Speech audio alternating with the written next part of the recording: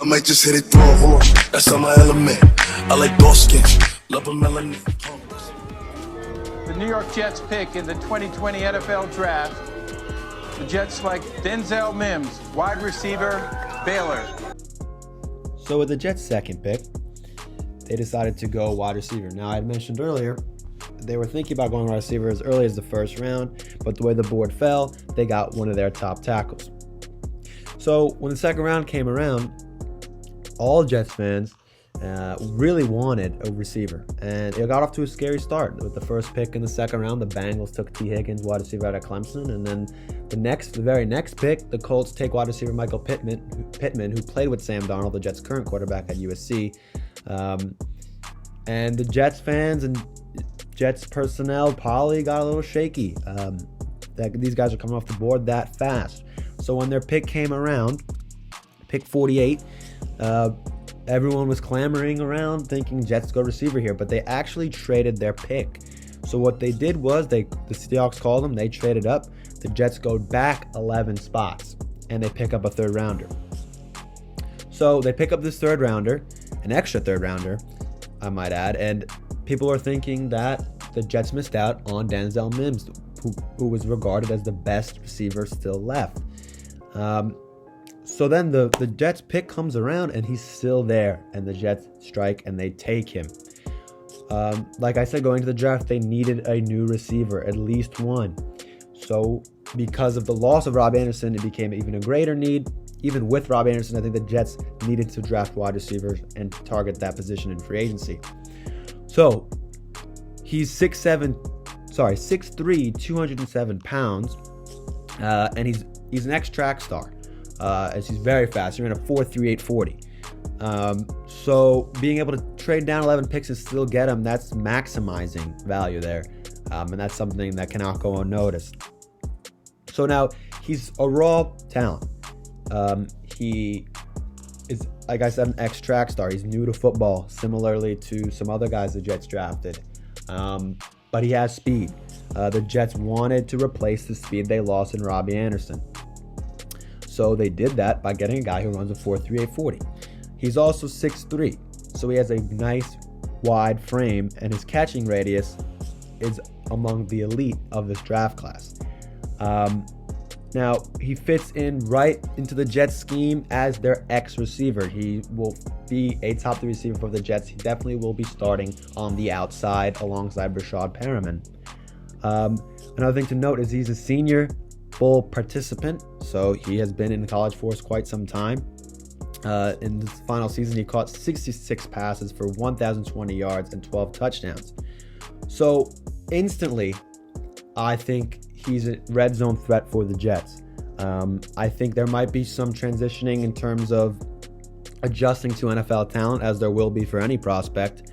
But right away, where he can contribute for the Jets is in the red zone, where they did struggle. So with that wide frame and that insane catching radius, all Sam Darnold has to do is throw one up for Denzel Mims, and I think he will come down with it more times than not. He is an immediate impact in the red zone, and that cannot go unnoticed. Another thing I really like about Mims is his blocking. An underrated part of any wide receiver is their blocking ability. People don't do it that much in the NFL anymore. You catch a lot of these big-time wide receivers sleeping on the outside, not really blocking their corner or just trying to run them off, when there are times where you need to get down dirty and you need to block somebody to the ground. And Mims is not scared to do that. He's new to the game. He loves the game. So he's willing to do whatever he has to do to win. There's been many times on his film that when I watched where he just takes out the corner completely out of the play. And that's a very undervalued contribution that he adds to this offense. So right away, the grade that I would give it, I have to include the fact that the Jets got another pick out of this. They traded down.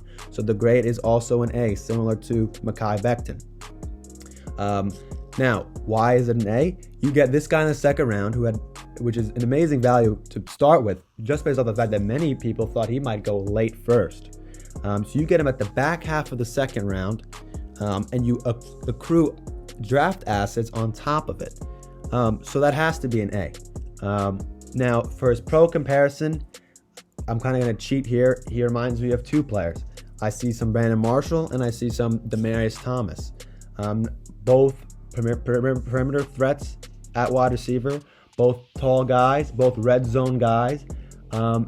Now, I think he's faster than Brandon Marshall, which maybe lean towards a young Demaryius Thomas, because Demaryius Thomas was faster than Brandon Marshall in both of their primes. But the main thing that I see from him is the red zone ability to go up and get the ball at the highest point. And the blocking really reminded me of Brandon Marshall, who was a very, very good blocking wide receiver. So those two guys, if you morph them into one, I think you get Mims. His ceiling, I think he has a fairly high ceiling. He's new to the game. He's very fast and he's tall. So if he can get a connection going with Darnold early in the preseason, he will be a factor really quickly in the NFL. But honestly, I figure him out to be more of just a red zone threat for his start of his career. So I give him an A on the grade. I see the Demaryius Thomas, Brandon Marshall mix. And team fit, like I said, he fits the Jets' need. They needed him. Similar to Mekhi, it was a need. Wide receiver and left tackle, the biggest needs the Jets had. So he fills a need. So that's a great job by the Jets again. And the fit, he's line up at the X. Perimeter, they needed a perimeter guy. He fits the system well. They wanted speed. They got speed. So I give this pick an A for the New York Jets. Although he's new to the game, he diversifies his get-offs and his releases so that he can get more open and then he can beat the corners more easily. So when you combine the get-offs and the releases with his quick speed and his really fast straight line speed, you can get a really good perimeter threat and a really good receiver out of him. So right here, he goes up against the DB and does what's known as a dead leg release. So what that means is he takes 2 slow steps, squares up the corner. Now, what this does is these staggered steps allow him to either go inside for a slant route, or he can take up the sideline running a streak or a go. So what does that really do? Well, it makes the DB think, and it freezes him. So he freezes the DB with the dead leg release or a stutter release, and then he's able to drive that outside foot right there, that step right there. He's driving his outside foot so that he can get to the sideline. And once he's on the sideline, now he's even with the DB. There's a term of football for guys with speed. There's a term of football for guys with speed, which is if he's even, he's leaving. Meaning, as soon as you see your receiver even with the DB and man, you know you have him. Because he's faster than every guy goes up against. So you know once he's even and the corner no longer has any sort of cushion left, you know you can take that deep shot. So right here he's even. Quarterback recognizes it, throws it to an open patch of grass, and completes it. Now there's 2 more things I want to note here. Starting right here, you see the DB starting to get aggressive. That's right in Mims's ballpark right there. That's what he loves. So once he gets aggressive, Mims has the luxury now putting his arm on the DB.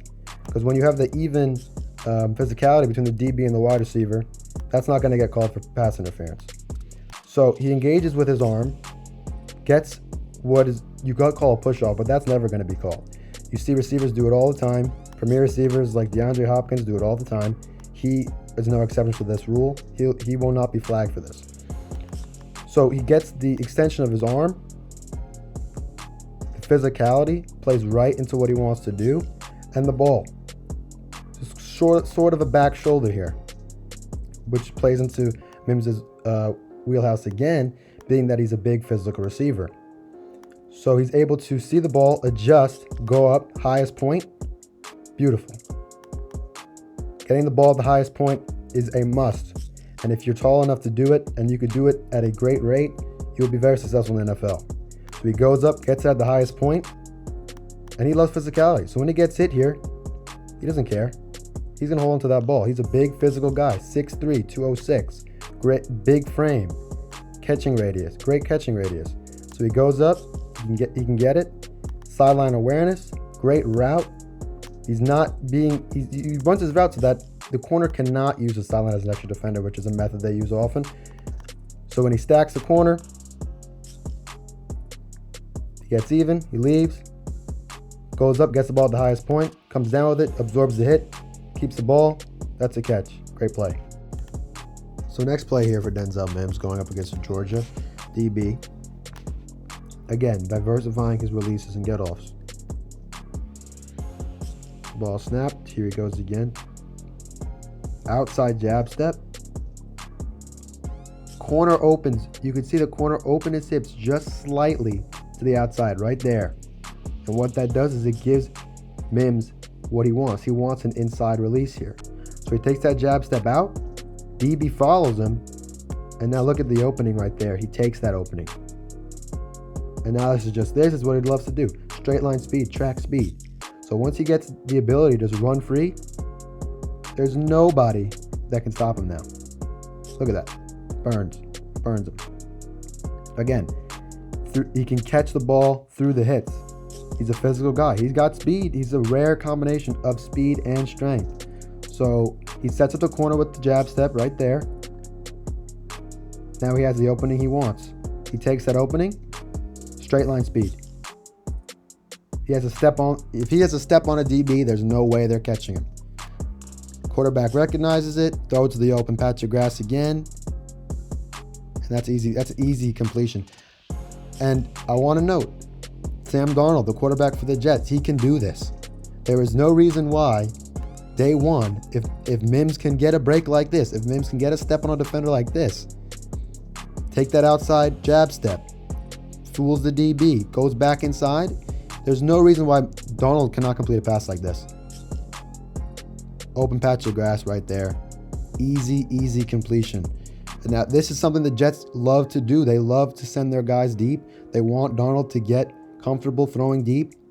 They need to replace Robbie Anderson's speed that they lost. This is the kind of speed that they needed. Right here. Look at that.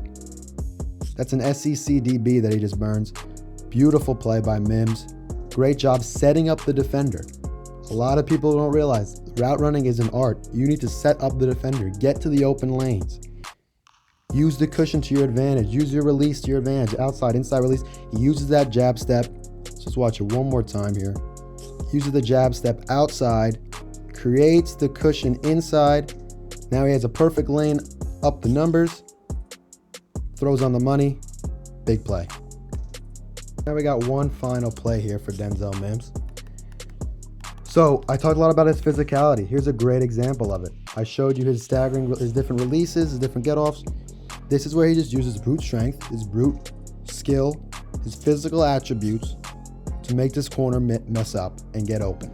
So right here, right off the release, this is what I love to see. His hands are up. His hands are ready. He knows what he wants to do before he does it. He has his hands up ready so that when the corner tries to press him, all he has to do is knock his hands off, get his move, and get down the sideline. So you see the corner start to engage right here. You see Mims get that hand onto the corner's chest, and he's going outside hip. And there he goes. So his hands are ready. In some film that I was watching, his hands weren't ready, and that caused him to mess up a little bit in his route running. So when he gets his hands up and that corner engages, he's ready. He's ready. He's making the corner make his move, and all he has to do is use his strength and beat it. So he beats him to the outside. And now the corner's trailing. Again, now you just see the speed. You see how, in this play perfectly, you see the physical attributes and then the speed. You see his physicality turn right into his speed, right there, right now. He uses his hands and his skill in hand fighting, sheds the corner almost immediately, corner's out of position, and now just watch the kid fly. Throw that ball up and let him go get it. And he will. Easy completions. Quarterback's best friend, easy completions. The separation is almost immediate. Right after he makes that move on the corner, I mean, that's enough separation right there. If you take into account his size, this is enough separation as it is for a guy with his size. But then you add his speed, and that combination is going to be deadly in the NFL.